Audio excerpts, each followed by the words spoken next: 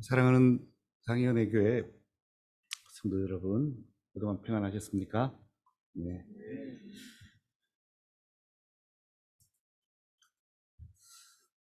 여러분을 남겨두고 이렇게 또 본의 아니게 중국을 떠나게 돼서 송구하고 미안합니다. 그동안 수고 많이 하셨고요.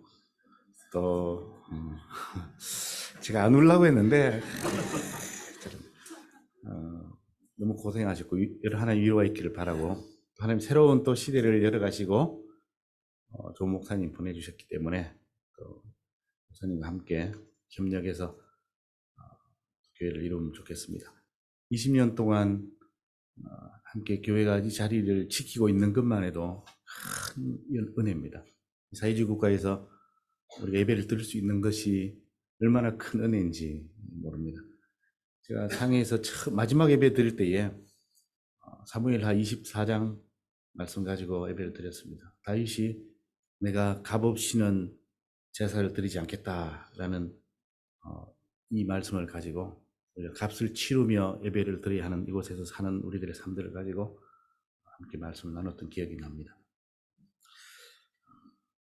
찬양대는 이전보다 훨씬 소리가 제가 오늘 특별한 날이라서 그런지 더 잘 아시는데 보니까 선수들이 몇 분 투입이 됐네요. 전웅기 집사님, 신재호 집사님 이런 분들이 새로운 멤버들이 투입이 됐는데 또 김재학 집사님이 계셔서 그런지 더 아름다운 찬양 감사합니다.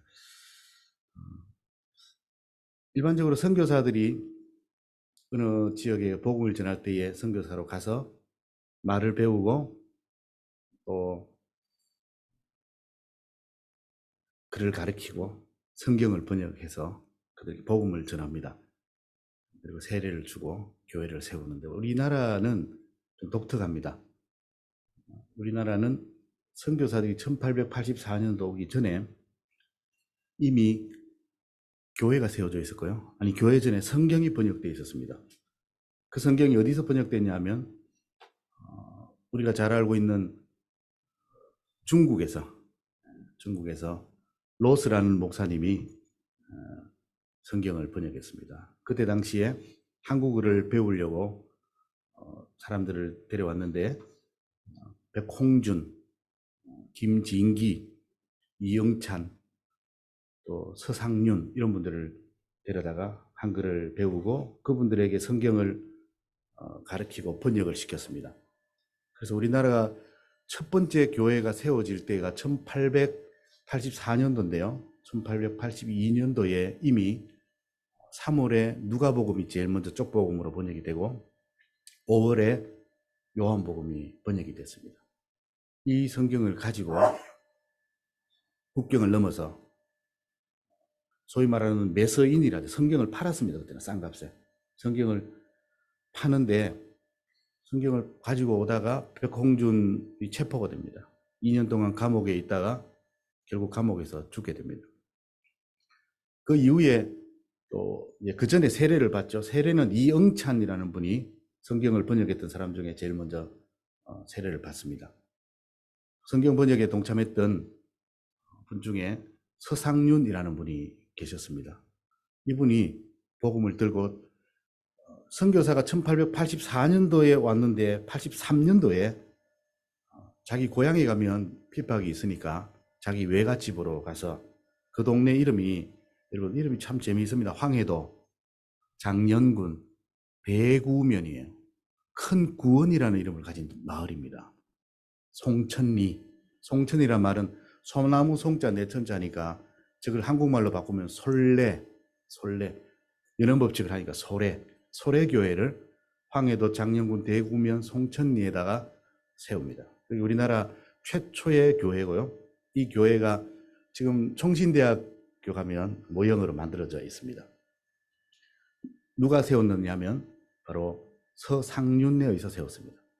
서상윤은 자기 동생인 서경조에게 복음을 전했고 서경조는 복음을 듣고 예수를, 오른쪽에 있는 분이 서상윤, 여기 가서신 분이 서경조입니다.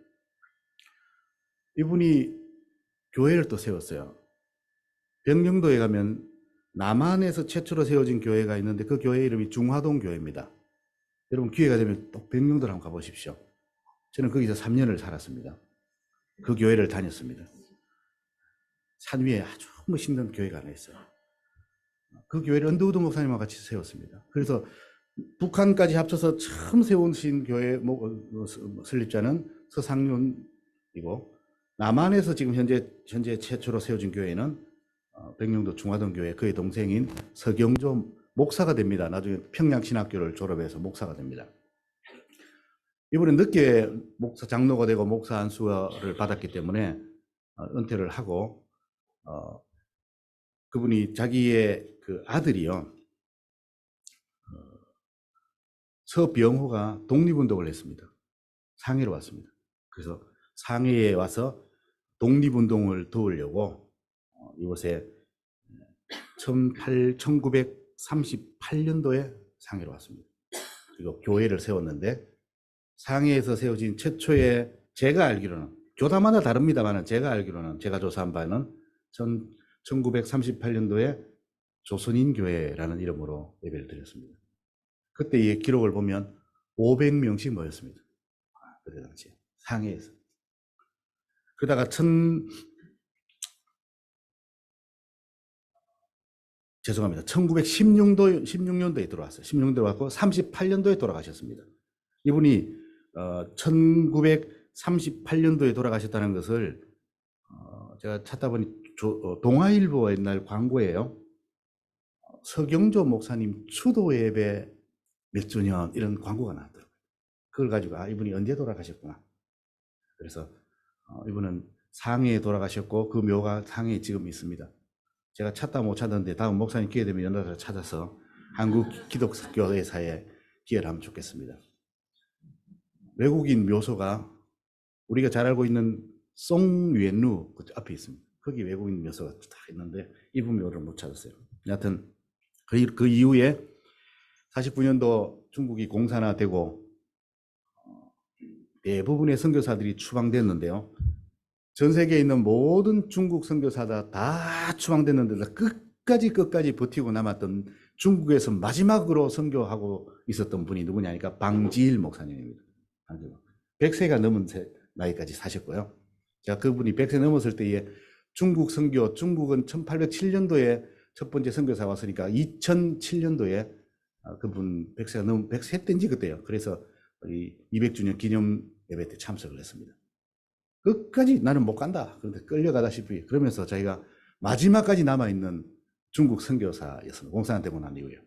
그리고 문화혁명이 있고 교회가 개방되면서 조금씩 오픈되고 시작했고, 한국이 다시 한국 사람이 교회를 세워서 이곳에서 있었던 것은 1916년도 조선인교회 이후에 거의 많은 시간이 지나서 1992년도가 한중수교였죠, 장로님. 그 다음 해 93년도에 록곡 BSU라고 혹시 아십니까? 여러분 가다 보면 신체 검사하는 그 동네 무슨 루죠, 여기가? 하미루 록곡 BSU. 거기에 304호에 김대영 그때 당시 집사, 이성실 집사 이분들이 모여서 예배를 드리기 시작해요. 첫 번째 이후에 생긴 근대 첫 번째 교회입니다. 지금 연합교회죠. 연합교회 전신이죠. 그러다 교회가 여러 번 옮겨 다니면서 지금 자리까지 왔고, 그 록곡 BSU에서 한 100명 정도까지 예배를 드리다가 제가 초창기 자료를 봤어요. 그래서 김대영 장로님 자료 보니까 주보에 설교자가요, 온누리교회 담임 목사님 하영조, 사랑의 교회 담임 목사님 누구죠? 옥한음, 이런 분들이 설교자더라고요. 깜짝 놀랐어요. 이게 못하니까 테이프 털고 들었습니다. 설교자가 없으니까.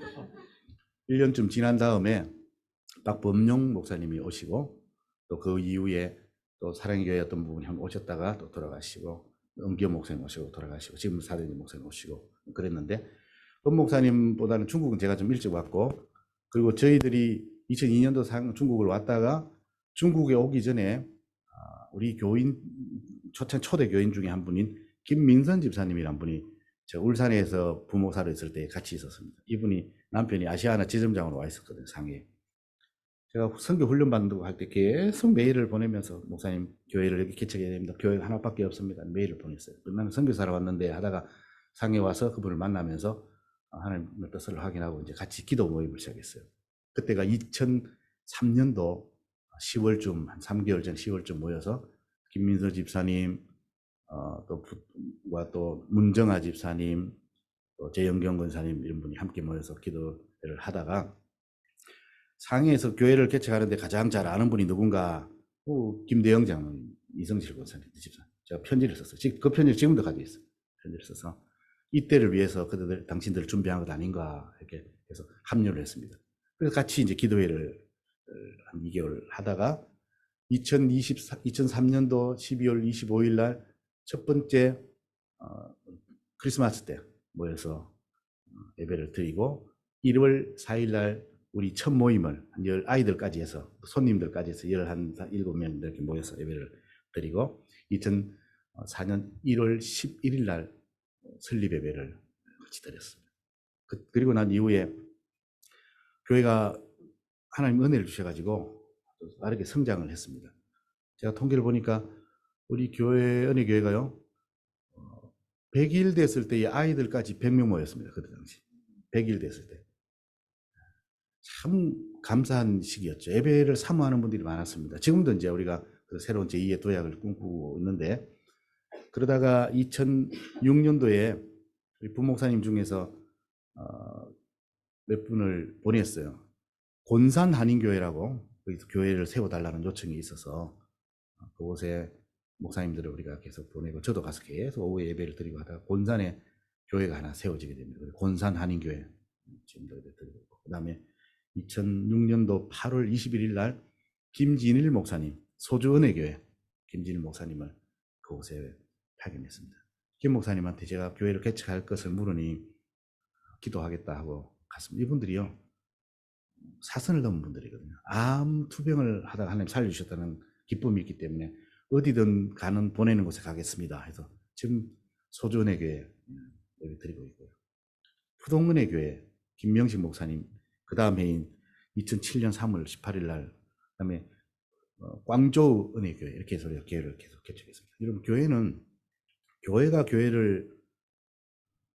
교회가 배가 되면 그것이 부흥한 거잖아요. 교회는 교회를 세우면 우리는 한 명의 전도를 하면 배가 되는 것이지만 교회는 교회를 세우면 그것이 부흥한 겁니다. 그래서 점점 더 우리가 성장해서 또 이런 중국에 있는 지역이다 또 다른 지역에도 많은 교회들이 또 세워지면 좋겠고 또 하나에는 일꾼들이 세워지는 겁니다. 일꾼들이 세워지고 직분자들이 세워지고 또 지금 우리 교회는 지금 준당회이거든요. 준당회 온전한 당회가 준당회이고 조직교회가 아직 아닙니다. 조직교회는 장로님 2명대 조직교회니까 장로도 세워지고 더 많은 사람들이 세워져서 일꾼들이 많아지면 이 사람들이 이제 교회 그게 부흥하는 그렇게 해서 너무너무 제가 목사님 교회가 줄어들어서 혹시나 실망 전혀 그런 마음이 아니고 여러분 남아있는 여러분들을 보면서 너무나 감사하고 또 저는 코로나 할 때 저는 한국에 있었습니다. 그러니까 한편으로는 좀 송구스럽기도 하고 또 그렇습니다. 남아있는 분들을 통해서 다시 한번 주의 복음이 왕성하게 전파되는 그런 시기가 되면 좋겠습니다. 무슨 말씀을 나눌까 상당히 고민을 하다가 그래도 제가 제일 마음에 제가 좋아하는 말씀이고 또 한편으로 이런 교회가 되면 좋겠다 하는 마음으로 말씀을 살폈습니다. 오늘 우리가 읽었던 말씀은 예수님께서 십자가에 달려 죽으시기 전에 있었던 일이에요. 예수님이 예루살렘을 향하여서 십자가를 향해 올라갑니다. 올라가시는데 여리고라는 곳을 거쳐가야 됩니다. 여리고는 반드시 거쳐가야 될 동네인데 그러다 보니까 그곳에 거지도 있고 맹인도 있고 사람들이 많이 왕래하는 곳에서 구걸하는 사람들이 있었습니다. 그 사람들 눈이 보이지 않으니까 귀가 밝으니까 예수님 어떤 분이 소문을 많이 들었을 것이고 마침 예수님이 지나간다는 소리를 듣고 소리를 질렀습니다. 아주 크게 소리를 질렀습니다. 그야 목숨을 걸고 소리를 질렀던 것 같습니다. 오늘 성경에 보니까 맹인 2사람이 소리 질렀다 그렇게 성경을 이야기하고 있습니다. 주여 우리를 불쌍히 여기소서 다윗의 자손이여 그러면서 큰 소리를 질렀습니다. 그런데 마가복음에 보면요, 오늘 여기는 맹인 두 사람이라 기록되어 있는데 마가복음에는 10장 46절에 보면은 디메오의 아들 맹인 거지 바디메오 이렇게 되어 있습니다. 바란 말은 아들이란 뜻이에요. 디메오란 말은 아버지 이름이에요. 바 디메오, 아버지가 디메오니까 디메오의 아들이란 뜻이에요. 이 사람은 이 본명이 뭔지를 잘 모르겠어요. 그냥 바디메오 자체가 본명인지 아니면 사람들이 디메오 아들이라 이렇게 불렀는지 알 수 없지만 어쨌든 우리는 바디메오로 알고 있습니다. 성경은 바디메오라는 이름으로 마가복음 이야기합니다. 누가복음에는 18장 35절에는요. 여리고 같은 데입니다. 여리고로 가까이 가셨을 때에 한 명이네. 다른 데는 한 명이네. 근데 마태복음만 2명이다. 이야기하고 있습니다. 사실은 마태복음에는 2명을 많이 등장시켜요. 많이 등장시키는데 마태복음 9장 27절에도 두 맹인이 다윗의 자손이여 우리를 불쌍히 여기소서. 또 다른 맹인이 2명이 등장. 마태복음 8장에 보면 여기에 보면 그라사인의 귀신 들린 사람도 단수로 쓰고 있습니다. 그라사인의 귀신 들린 사람 무리랄 건데 여기도 단수 2명의 맹인을 등장시킵니다. 그러니까 마태복음은 독특하게 2명을 등장시킵니다. 왜냐하면 마태복음이 가지고 있는 성격 자체가 유대인들을 위해서 사용했기 때문입니다. 유대인들을 대상으로 쓴 성경이기 때문에 유대인들에게 있어서 중요한 것은 중요한 문제를 이야기할 때 꼭 2명의 증인을 냈어요. 2명 이상의 증인이 되어야 이것이 법적으로 문제가 검증이 되고 정확하게 확정이 되는 것이죠. 그러니까 마태는 중요한 문제가 있을 때마다 2명의 증인을 앞세우는데 그러면 2명의 증인을 앞세웠을 때는 도대체 어떤 특징이 있는 것일까? 어떤 특징이 있는 것일까? 그래서 마태복음이 사실은 마가복음이 제일 먼저 쓰여졌지만 마태복음을 구약 성경 제일 앞에 딱 두는 것은 이 마태복음이 유대인들의 관점으로 쓰여졌기 때문에 유대인들은 족보 안에 역사를 담고 문화를 담거든요. 제일 먼저 족보를 딱 앞에 두는 거죠. 그리고 마태복음 1장의 족보와 구약의 마지막 장을 연결시키는 겁니다. 구약의 마지막 역사는 뭡니까? 다윗왕의 후손이 영원한 왕권을 가진다 했는데 다윗왕의 후손이 다 죽었잖아요. 근데 죽지 않고 한 명 남겨뒀는데 그 사람이 여호야긴이라는 사람이에요. 여호야긴을 남겨두고 그 여호야긴이라는 사람이 열왕기 하 마지막 절에 보면 여호야긴 살아있다. 이걸로 끝나요. 좀 이상하잖아요. 이 사람 살아있다는 거예요. 다윗 후손이. 그리고 예수님과 연결을 시키는 거죠. 마태복음은 유대인들을 위해서 쓴 책입니다. 그리고 2명의 증인을 등장시킬 때마다 마태복음은 중요한 유대인들이 2명의 증인이 나왔구나. 그때마다 무엇을 이야기하려고 할까요? 무엇을 이야기하는가? 그때마다 예수님이 그리스도다. 좀 어려운 말로 기독론적이다 이렇게. 예수님이 그리스도다 이야기를 합니다. 기독론적이다 이게 어려운 말이죠. 이게 중국말에서 왔습니다. 우리 중국어를 이 정도는 알아야 되는 거죠. 예? 이게 지리스두의 원어는요.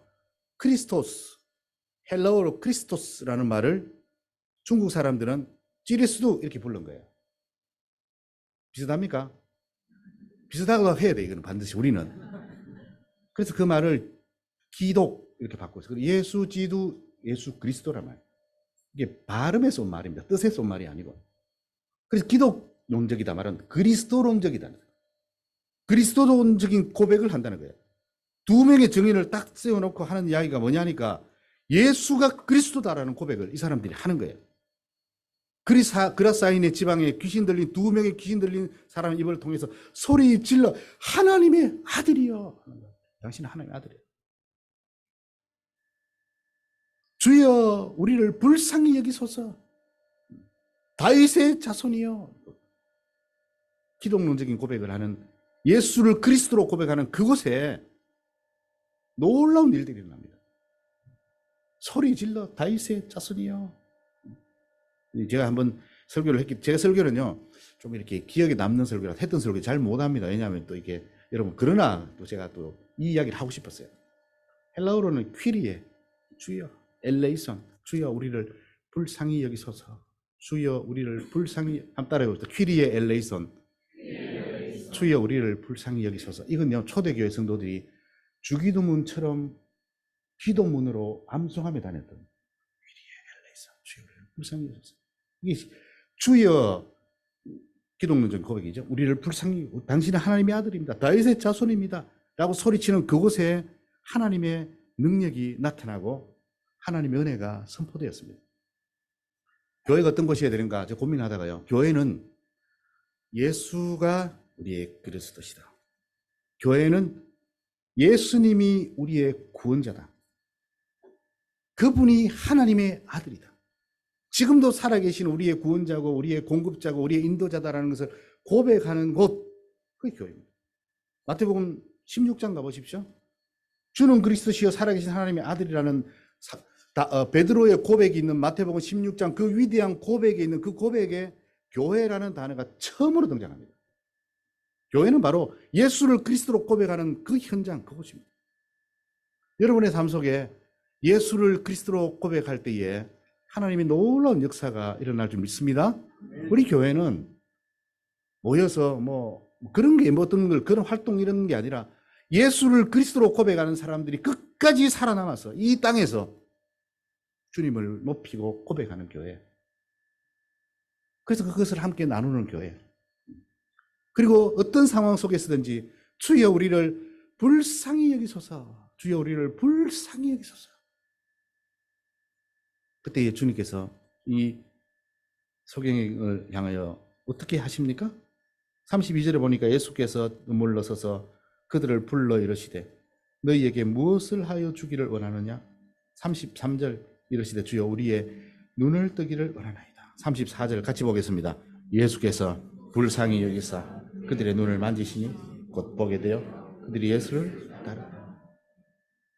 예수께서 불쌍히 여기시고 주여 예수 당신은 우리의 구원자입니다. 당신은 그리스도십니다. 지금도 살아계신 하나님의 아들입니다. 라고 고백하고 그분을 향하여 선포하는 그 자리에 하나님의 능력이 나타나는 거예요. 꽉 막힌 것 같은 상황이 있습니까? 여러분 가정에, 여러분 개인의, 여러분 사업 속에 이런 상황이 있을 때에 예수를 그리스도로 고백하십시오. 당신만이 이 문제를 해결할 수 있는 분입니다. 라고 고백하십시오. 그러면 주께서 그들의 눈을 만지시니 곧 보게 되어 그들이 예수를 따르니라. 이런 역사가 있기를 주의 이름으로 축복합니다. 한 가지 더 부탁하는 것은 사도 바울이 3차 전도 여행을 마치고 선전도를 마치고 이제 예루살렘으로 돌아가면서 에베소를 꼭 가고 싶었어요. 제 같은 마음이었던 것 같아요. 제가 중국을 상해를 못 오지만 딴 나라는 다 가거든요.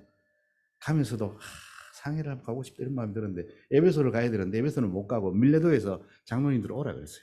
지금은 이야기는 홍콩에 제가 있는데 장로님, 목사님, 집사님 홍콩에 제가 있어서 한번 와주세요. 저는 상해까지는 갈 수가 없어. 이렇게 해서 만난 거예요. 홍콩 가서 안 만났는데 뭐라고 부탁하냐면 이것이 그들과 마지막 만남일지도 모르는 상황 속에서 내가 성령에 매여서 이제 예루살렘 가는데 이게 마지막일지 모르겠다. 그리고 그곳에 환란이 기다리고 있는 것 같다. 내가 달려갈 길과 주 예수께 맡은 사명 곧 하나님의 은혜의 복음을 증언하는 일을 마치려 하면은 나의 생명조차 조금 더 귀한 것으로 여기지 아니한다. 그리고 하는 이야기가 내가 지도자들에게 이야기합니다. 여러분은 자기를 위하여 또한 온 양떼를 위하여 삼가라. 지도자들에게 삼가라. 성령이 그들 가운데 여러분을 감독자로 삼고 하나님이 자기 피로 사신 교회를 보살피게 하셨다. 성령께서 당신들을 세웠고 양떼를 돌보라고 맡기신 것이다. 그러면서 하는 이야기가 이렇게 이야기합니다. 32절에 보면 사도행전 20장 32절에 지금 내가 여러분을 주와 및 그 은혜의 말씀에 부탁하노라. 바울이 에베소에 있는 성도들의 지도자들에게 이야기합니다. 상가라. 양떼를 진심으로 돌봐라. 그리고 자기가 떠나왔으니까요. 그리고 부탁하는 게 여러분들 말씀에 여러분들을 맡긴다. 첫 번째는 예수 그리스도를 구주로 예수를 그리스도로 고백하는 교회. 그 교회는 사탄이 함부로 할 수 없습니다. 예수가 우리의 주인이고 예수님이 우리의 그리스도라고 고백하는 그 현장 속에는 하나님이 함께 하십니다. 그 어떤 것도 견고하게 우리가 하나님께서 지켜주실 것이라고 성경은 약속하고 있습니다. 앞으로 이제 목사님도 우리 공선생님들이 좀 찾아오고 할 겁니다. 공안들이 찾아오고 하면 또 이제 담대한다 하더라도 생각보다 쉽지 않아요. 상당히 힘들어요. 어떨 때는 제가 교회를 가면 교회 마당에 그 경찰차가 세워져 있어요. 가야 되나 말아야 되나 가야 되나 말아야 되나 고민하다가 피해 간 적도 있고요. 하여튼 그런 상황들이 또 생길 수 있습니다. 네. 담대하십시오. 하나님께서 지켜주실 거고 입에 어떤 말을 해야 될지도 또 주실 거고. 초창기에 우리 교회를 할 때에는 공안이 갑자기 찾아왔어요. 근데 그때 있던 집사님들이 저를 그 구석방으로 막 숨기더라고요. 저도 못 모르게 구석방에 숨어 있었는데 지금 생각하니까 너무 부끄러운 거 있죠. 우리 목사님 없습니다 하고 돌려보낸 것 같은데 밖에서 무슨 그때 제가 탁 나갔어야지. 나가서 제가 이 모임의 책임자입니다. 이게 제가 지금도 좀 많이 갔어요. 목사님 그렇게 하십시오. 생명이 짧아질 수 있지만 뭐 그렇게 하나님께서 우리를 지켜주시고 말씀에 맡긴다. 이게 정말 중요한, 제가 마지막으로 또 믿고 있는 것 중에 하나는 하나님의 말씀이 교회를 이끌어갑니다. 사람이 이끌어가는 게 아닙니다. 성령이 이끌어갑니다. 하나님의 말씀이 그들을 지키시고 이끌어가시고, 그래서 제대로 목회를 했다면, 또 제대로 우리가 말씀의 사역을 했다면 그 말씀이 나를 목양을 했을 거 아니에요.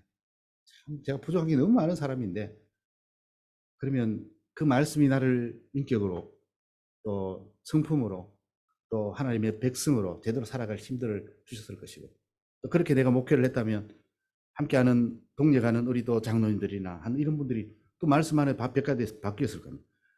신앙생활을 20년, 30년, 40년 하는데 여전히 변화가 없다 그러면 그 말씀이 그를 침투하신 게 아니잖아요. 찬양대를 2년, 죄송합니다. 찬양대 만만하다고 그렇게 생각은 아니고요.